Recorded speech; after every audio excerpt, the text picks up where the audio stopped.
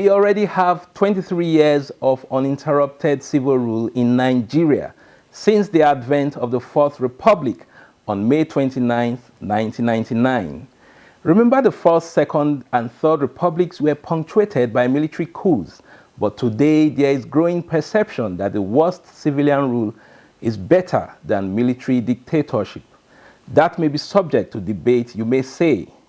We are not engaging in that debate now, but appraising 23 years of unbroken democracy in Nigeria, despite the spate of military coups around us on the continent. What are the strengths and challenges of our democratic experience? This episode of 30 Minutes will take you through that journey. Welcome to the program. I am Mitaire Ikpen, and as I speak, the clock is ticking.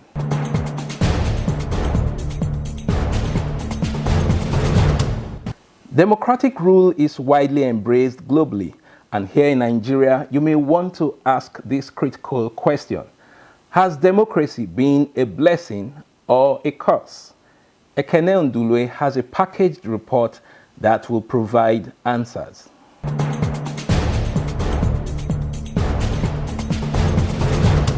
In 1960, Nigeria attained the status of an independent state, with President Nnamdi Azikiwe as its first head of state and Prime Minister Abubakar Tafawa Balewa as the first head of government.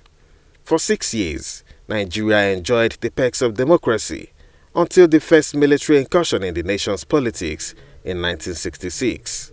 Since then, it was a series of one military coup after the other and a short stint of civilian rule between 1979 and 1983. However, democracy returned in 1999 with the election of President Olusegun Obasanjo. From 1999 till date, it has been 23 years of uninterrupted democracy.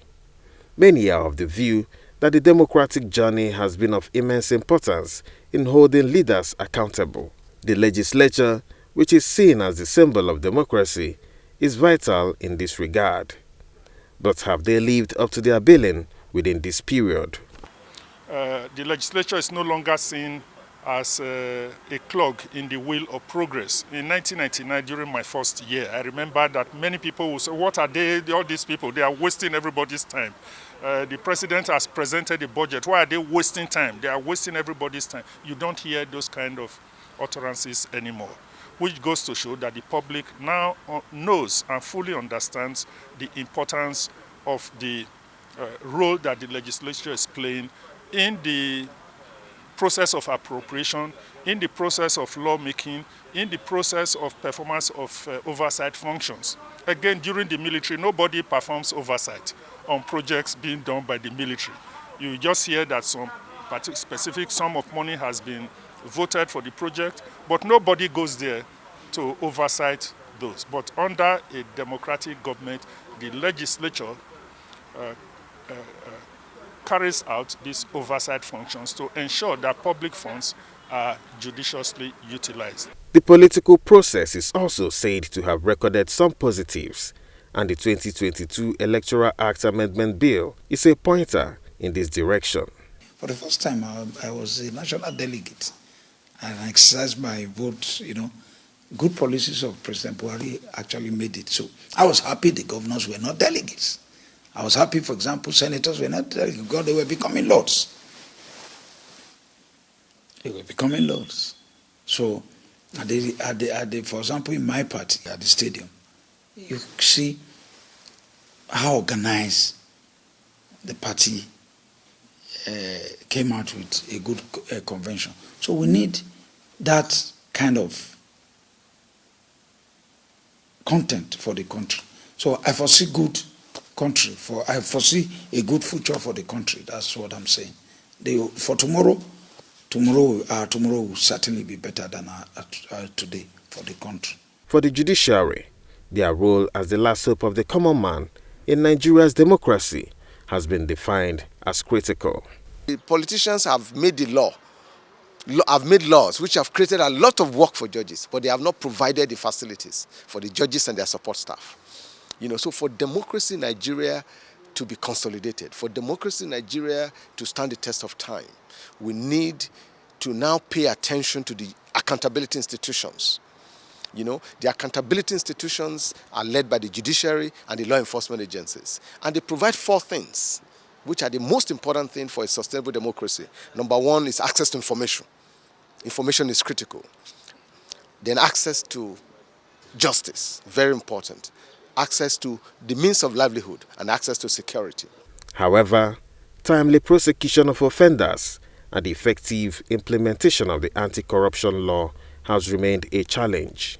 In the last 23 years of uninterrupted democracy, we've seen instances where there are introduction of new institutions like EFCC, ICPC coming on board and others. And what is the extent of their performance? They've tried to a reasonable extent. Yes, there is no perfect situation, there is no perfect organization, there is no perfect relationship anywhere. But despite the imperfection, they were able to record some successes. But of recent, the disturbing factor, which will even weaken the corruption, the anti-corruption agencies themselves, is the manner in which presidential pardon is being granted to some of the convicted individuals. While the judiciary, I hear in one breath, is accusing the anti-corruption agencies of bringing cases that are half-baked, they don't have witnesses, they are not prepared for it, and therefore they keep asking for adjustments on the other hand. But I also know that the judiciary has to take some part of the blame because of the slow pace of the judicial process in Nigeria. So to that extent, honestly speaking, there is much to be done. The journey in the education sector has been seen as an uphill task, with perennial issues of industrial strike actions by tertiary institutions and decline in the quality of education at the public schools. To get the educational sector right, the first thing to do is to give educational sector priority during budgeting. The minimum requirement a country must do while budgeting must give a minimum of 15% of its total budget to education, because education is everything.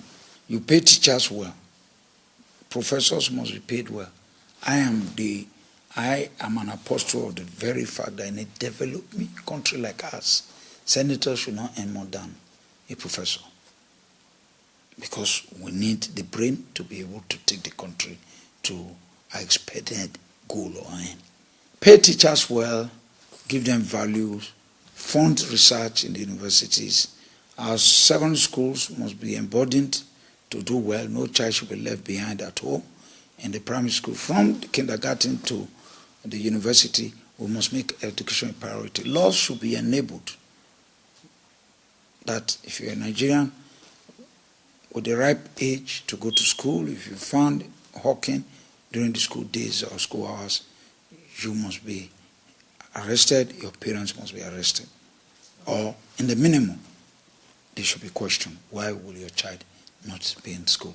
In the agriculture sector, it has been a milestone achievement, especially in rice production, which stood at 3.1 million tons in 1999, but has increased significantly to 8.1 million tons over the years.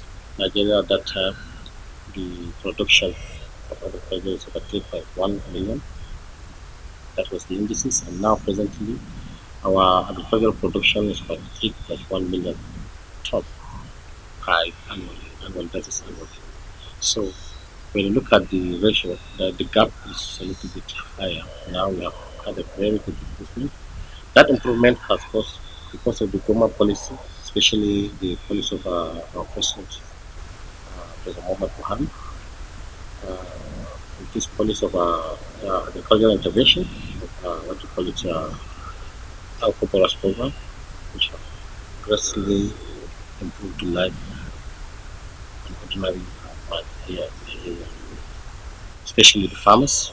Why? Because we have seen a drastic change from dependency on importation, from dependency on what you call it, oil. On the other hand, prices of food items have seen a steep increase despite the positives recorded in food production.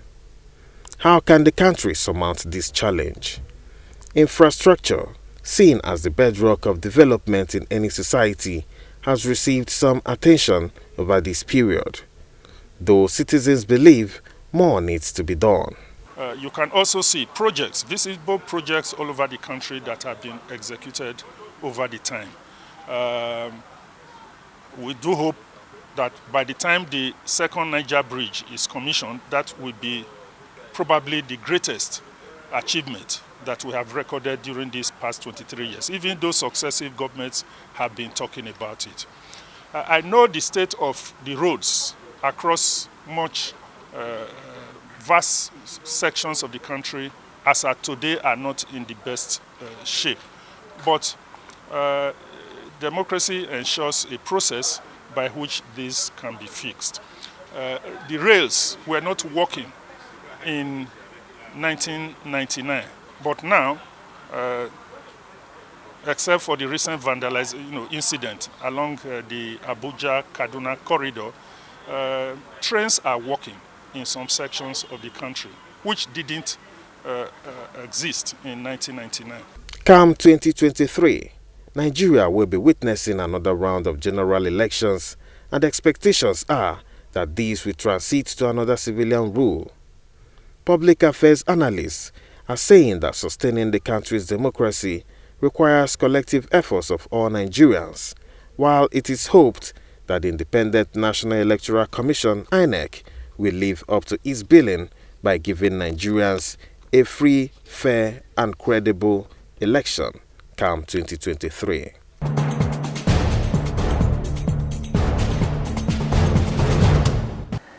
Many thanks, Ikpen, for your revealing report.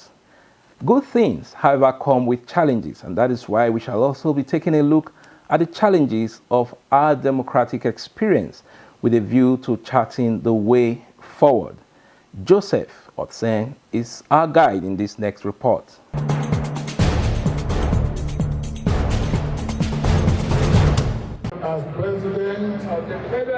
When the ministry handed over power to an elected democratic government on May 29, 1999, reactions of many Nigerians then revealed high expectations.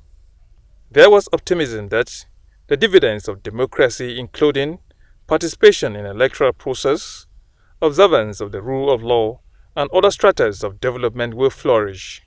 Development will be people-driven, with leaders of choice at the helm of affairs. There is no way how you can compare democracy with autocracy or dictatorship.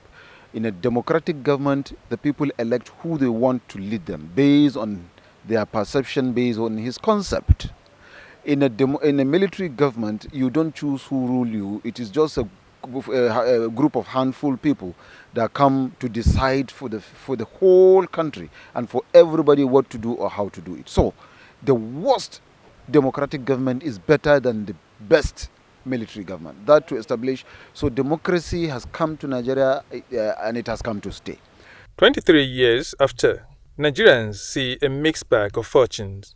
Thankfully, the military has stayed away from power and remained in the barracks. However, many believe that the country still has lots of work to do to improve its electoral process, the economy, peace and security for the well-being of the citizens. That we've had opportunity to define our lives for 23 years uninterrupted is fantastic. What have we achieved? We've achieved a lot. In my opinion, one of the greatest achievements is that Nigerians now are becoming more conscious of the fact that they can actually define their own future. They can define their own lives. And I love during the last election what happened. People were given money. They took the money, pocketed it, and did what they wanted to do. So for me, those are some of the things. In terms of development indicators, as an obstetrician and gynecologist, we're still way behind. Our maternal mortality ratio has not improved. Our child mortality has improved, but not commensurate to where we are. And our level of education, the number of educated people has increased, the quality of our education has deteriorated. If you have a graduate today, He's less educated than a primary 7 before democracy. So yes, there is increase in number, but there's decrease in quality of what we have as Nigerians. There are only some few people in the whole country, in the entire country, that are really enjoying democracy. Even the country itself is not enjoying democracy. Look at how we are still battling with unemployment. Youth doesn't have any job to do. Power, there is not any power. Look at how we are being, submerged into huge of quagmire and difficulty. People are crying. The economy is not even smiling at every person.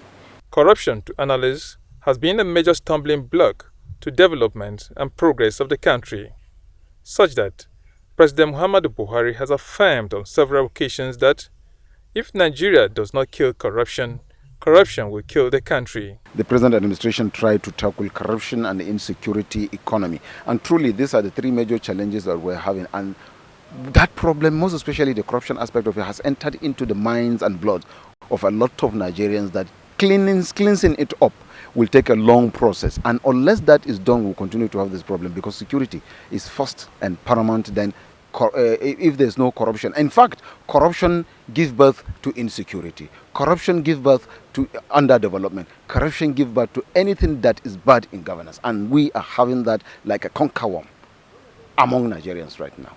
Everyone now takes his or her child to private school. And the private school now has been corrupted.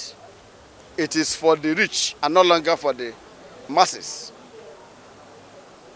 And the public schools teach nothing because they are not being paid well. That is what collapsed, how that sector got collapsed. Poor funding and the looting of the funds meant for it. Reported cases of public officers allegedly amassing wealth no longer come as a surprise to Nigerians. Most times the amount involved is humongous, just like the alleged 80 billion naira fraud case currently being investigated against the suspended Accountant General of the Federation. Recently, a lot of people have been alleged or were alleged to have stolen a lot of money. The Accountant General of the Federation, recently we also heard that there were some issues of misappropriation in Rivers. Democracy is expected to build strong institutions that will help curb corruption and fast-track development. Since 1999, the country has made efforts to establish anti-graft agencies. Though remarkable progress has been made in the prosecution of those found wanting, including some high-profile personalities, there are concerns that more need to be exposed. On the economy, the country is making effort to diversify revenue generation beyond crude oil.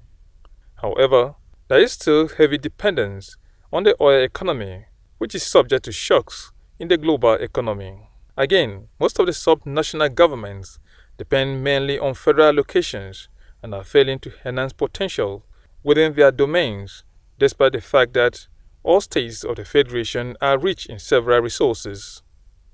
The implication is that a vast majority of Nigerians are struggling to make ends meet, making them vulnerable to stipends from persons vying for elective positions, thereby creating credibility gaps in the electoral process. People are being told not to commercialize election, but unfortunately when you go to some rural areas and even the cities, that's urban states, you can find out that people can only vote for you when you have money. Recently you have seen what is happening with delegates and what have you. It is just a matter of business, making election to be business things. You collect money, you vote for somebody you know that he spent 30 million per delegate to emerge as presidential candidate of a party. You have already demonstrated corruption, and when you see corruption coming, you know that you are an architect of it. So if our youth will realize that they are very, very important in this society, that they should come together collectively to say no. But the most important thing that bothers me is actually the participation of women in decision making. We are retrogressing. If you look at our assembly, you look at the number of women in decision making position in our parliament, in our state assemblies, in our executives, prorate from the time we started democracy till now, we are actually now descending. This is a shame. And this is vividly shown just a few months ago when there were so many, I think there were over 100 bills taken to, or 40-something bills taken to the National Assembly. Most were passed. The 5 that were taken by women were all, as soon as they said, this bill on women, they say, no, no, no, no. This bill on, they don't even listen. They didn't listen to what the bill was asking for. As soon as I said women, they said no, no, no, and they shut it down. That shows us that we have a long way to go until this country recognizes that women are primarily human beings with brains like anybody and capacity like anybody, and accept and respect that. We have a long way to go.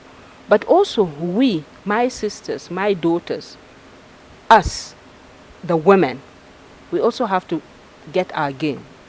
We have numbers. We can bargain. And honestly, I would ask women to rally around themselves and go across party line in every state and negotiate who is going to give women the respect that they deserve as human beings, and go vote for those guys.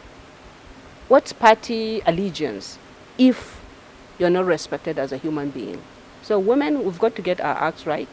We've got to strategize. That's what politicians do. I'm not a politician, but women, we need to strategize, and strategize well this time around.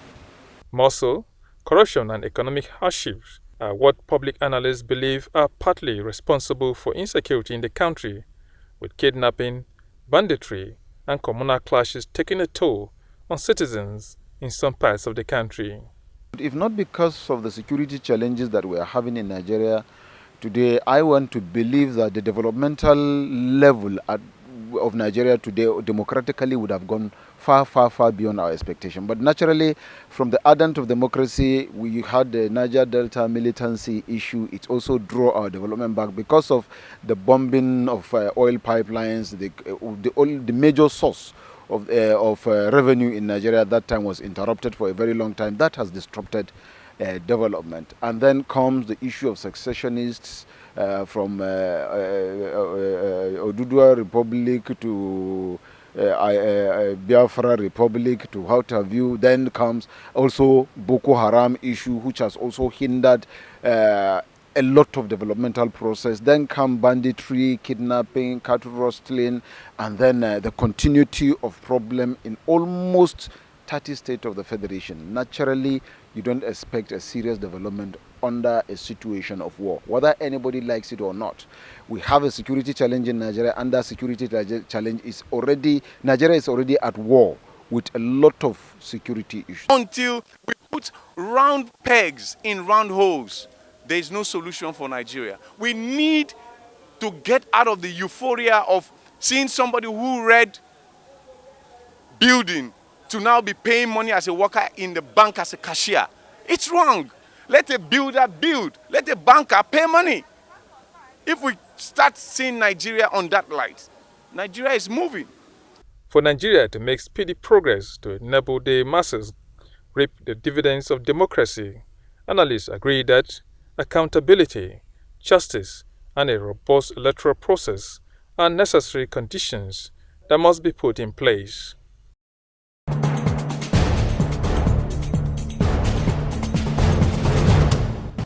Thank you, Joseph, for your insightful package.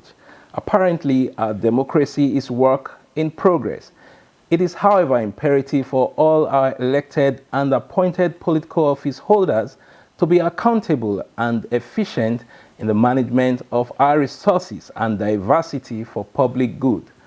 And while we count down to another democratic transition, let us go for leaders that will bring pride to the nation.